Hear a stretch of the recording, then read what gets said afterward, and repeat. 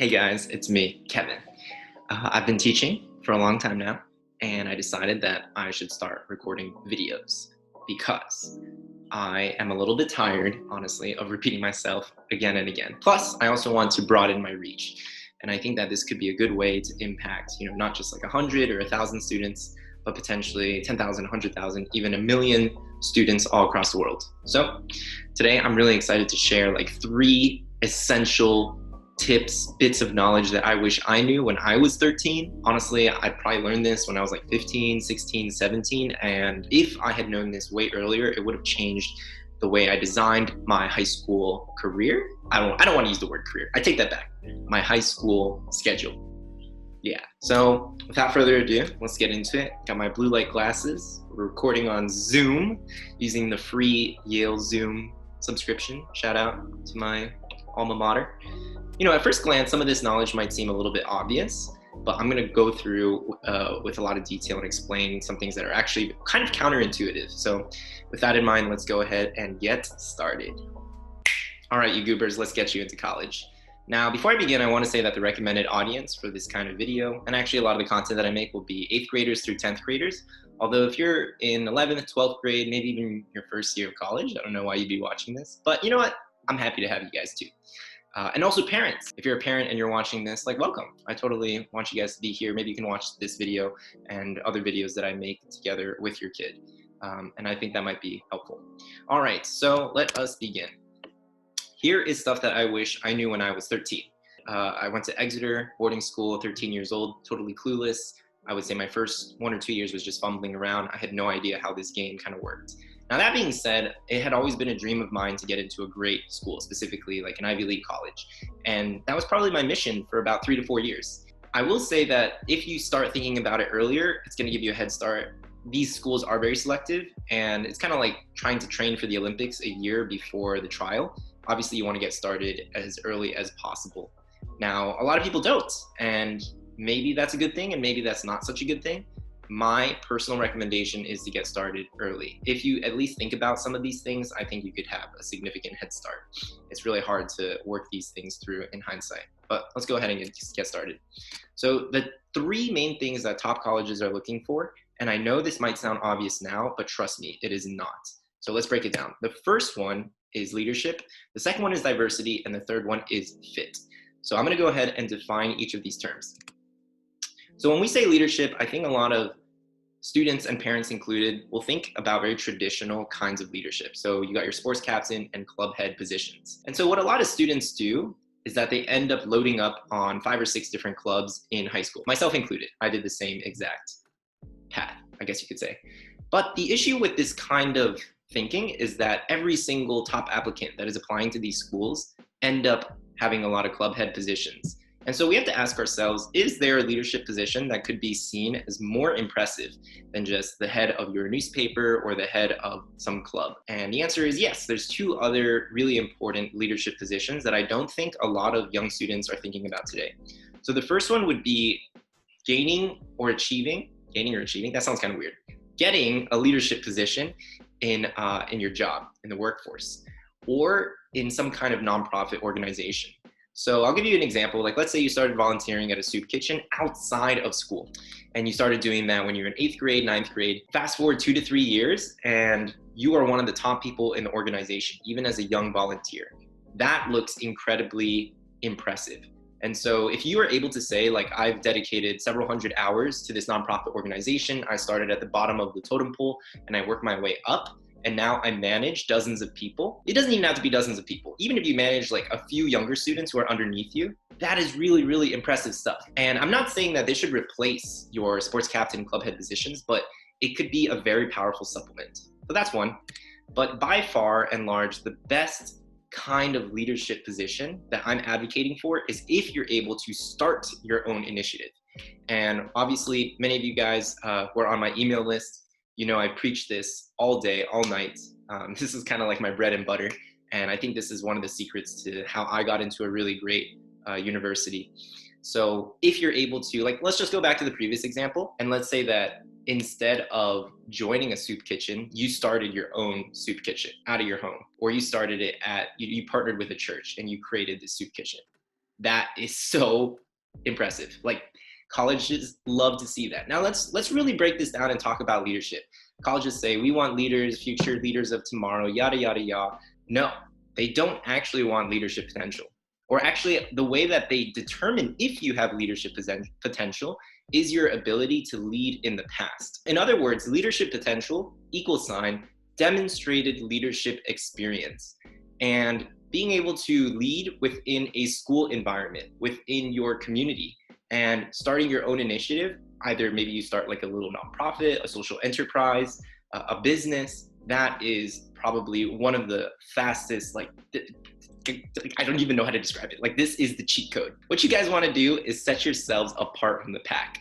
And that's why it's so important to start your own initiative, because I would say, like, if 100 people apply to Harvard and Yale, less than 10 can actually boast that they created a successful nonprofit.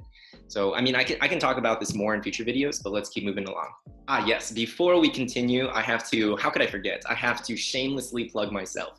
Please, please, please like, comment, and subscribe. Now, I will read and respond to every single comment because my channel is microscopic at the moment. So I will give you guys all this TLC, tender loving care. So please, please, please like, comment, subscribe. All right. Now, the next thing that we have to talk about is diversity. This is perhaps the most confusing part of the college admissions process. And let me explain what I mean by that. Diversity, repeat after me. You guys ready?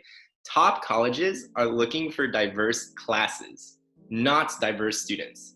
This is so counterintuitive. Let me repeat it one more time. Top colleges are looking for diverse classes, not diverse students. And let me take it directly from, let's see, the Yale Financial Aid Dean of Undergrad Admissions, Jeremiah Quinlan, reported that the class of 2023 selected from the largest ever group of applicants to Yale College, and that its members have already demonstrated a remarkable record of achievement and service. Okay, wow, this sounds really reminiscent of what I just mentioned a few minutes ago, right? They want to see your track record of leadership, right? They want to see that you're able to impact your community even in high school. They don't want to wait for you to do that in college. That's very important. Second thing is the largest group of applicants. Now, a lot of people think that the college admissions process is becoming more and more competitive. And yeah, in some ways it is, but you can see that recently, I would say in the last 5 years, like Yale is building new dorms. Princeton is building new dorms. Like they are accepting more and more students. So all in all, like in a way, yeah, it is becoming more competitive, but the class sizes are also getting much bigger. So don't be intimidated. There's two sides to the coin. All right, so it says first year class is filled with exceptionally bright young people who have made meaningful contributions to their secondary schools, communities around the globe. The class includes accomplished writers, entrepreneurs, scientific researchers, musicians, athletes, artists, and organizers. When you guys are applying to a college, your admissions officer, or the admissions office, I would say, is going to categorize you. And they're going to say, so-and-so, Sophia is a computer scientist. Jonathan is a researcher. So now that we've gotten that out of the way, what does that mean for us? How should we take advantage of this knowledge? What I want you guys to understand is that a lot of students make this mistake of spreading themselves thin, basically doing like 5 or 6 different clubs that have nothing to do with each other. But you have to start thinking about developing a very distinct kind of persona, one that helps you stand out from the crowd.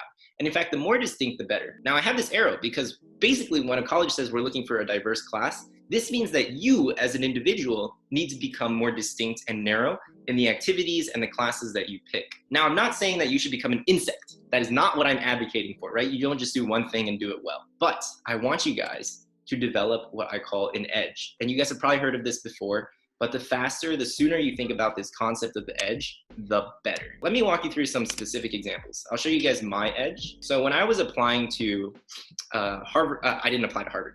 When I was applying to Yale and Princeton, I actually didn't apply to many Ivy League schools. I think those were the only 2. So let's see. I wanted to major in international relations, specifically global affairs at Yale.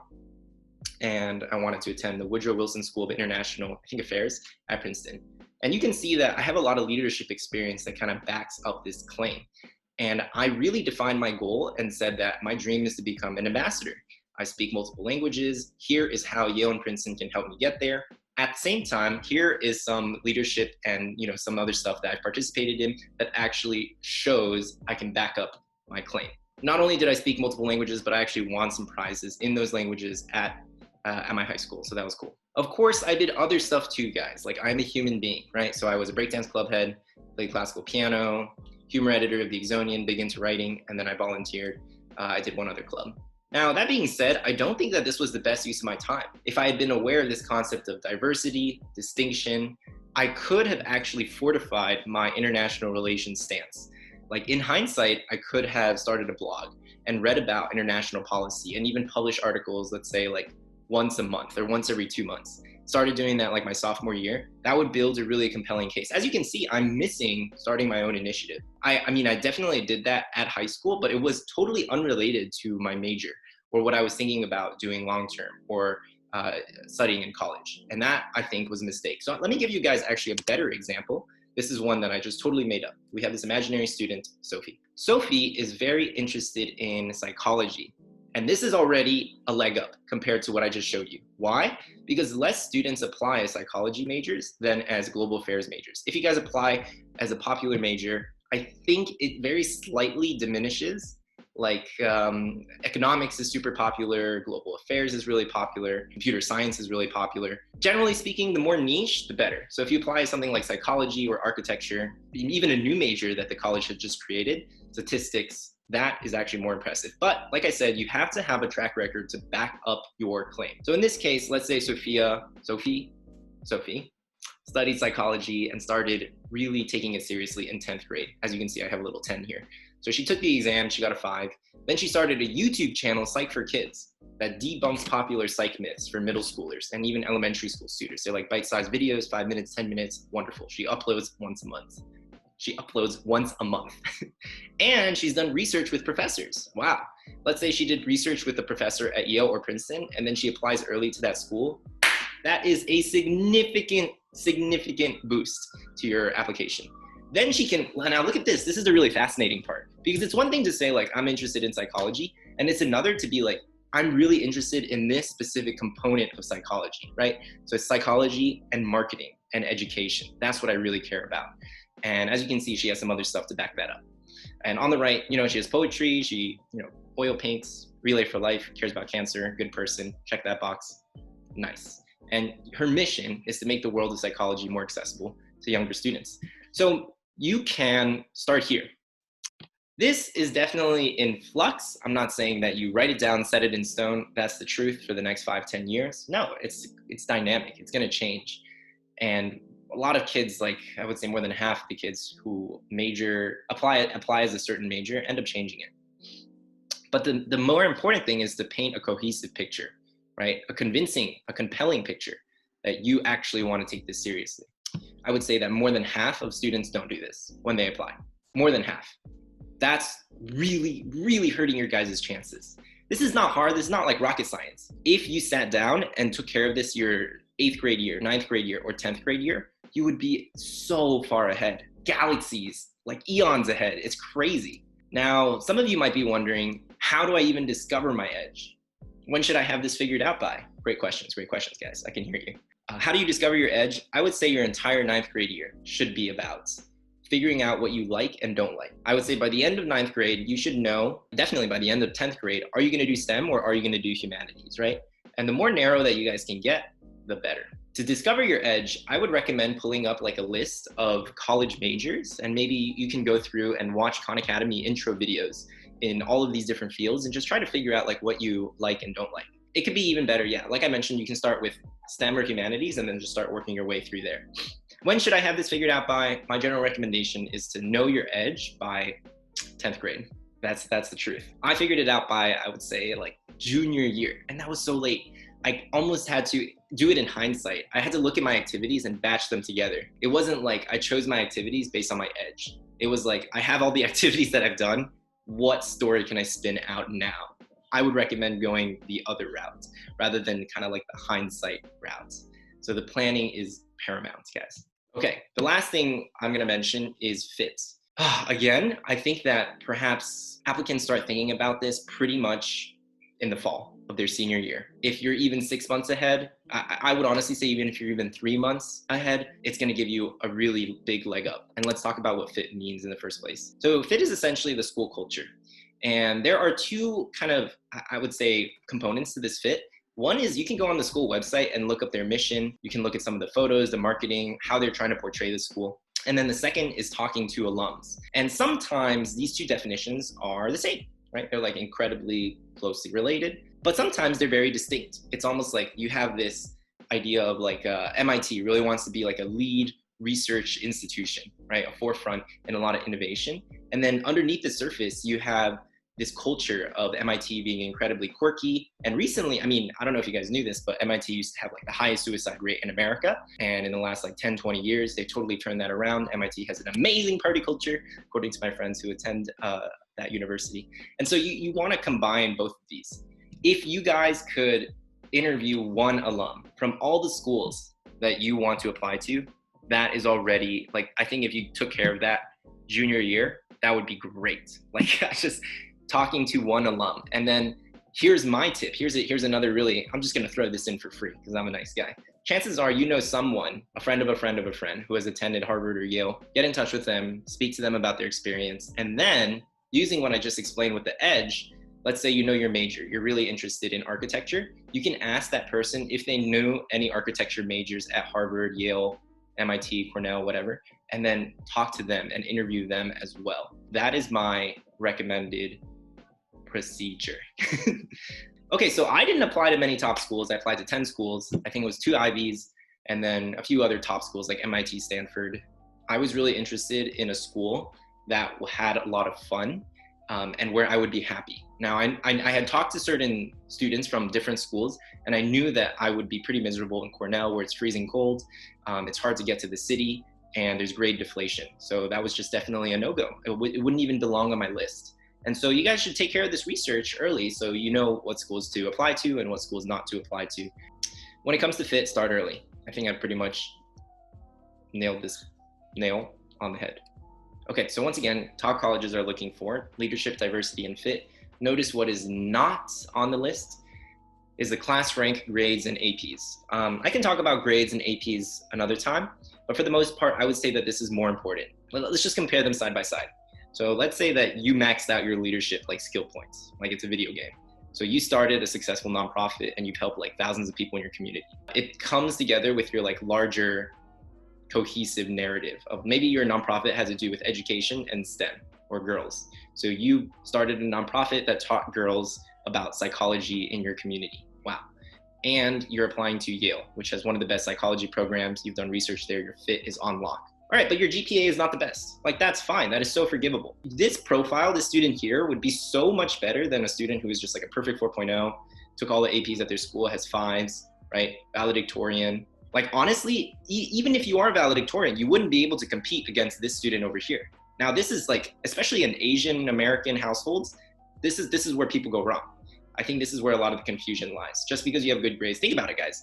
There's what, thousands of high school in America? Every single high school has a valedictorian. And these days they'll hand out valedictorian awards to like the top 5% of the class. So you end up with like tens of thousands of students who are valedictorian. And yet not all of these valedictorians go to Ivy League schools or go to top 20 schools. So the reason is because of this narrative and how you're selling yourself and how you are fitting into the college. Here's what I don't want you guys to do. I don't want you guys to live in this blue circle and try to go for like the most niche major and basically design and create this persona that you think colleges would love. That, I don't think, is being authentic. I mean, personally, I would rather just be accepted into a college for the person that I am than rather just trying to pretend, right? So what we want to be is in this middle orange blue section where you can do things you enjoy. And I think a lot of people don't understand that very atypical things that you might enjoy actually look fantastic on a college application. I will give you an example. I, for instance, love breakdancing. And I remember a student, actually my mentor, who got into Yale 3 years older than me, and he wrote an essay about breakdancing, right? And he talked about the freedom and the creativity that he experiences there. And that was one of his supplementary essays. And he tied that in with how that helps him as a medical student and kind of like talking about this connection between mind and body in medicine. And so I actually don't even think this is a great diagram because this region here in the middle is enormous. It probably encompasses like 80% of the circle.